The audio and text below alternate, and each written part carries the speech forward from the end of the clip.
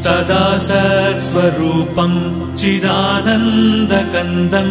जगत्सम्भवस्थानसंहारहेतुं स्वभक्तेच्छया मानुषं दर्शयन्तं नमामीश्वरं सद्गुरुं साईनाथं नमामीश्वरं सद्गुरुं साईनाथं भवद्वान्तविध्वंसमार्ताण्डमीड्यं मनोवागतीतं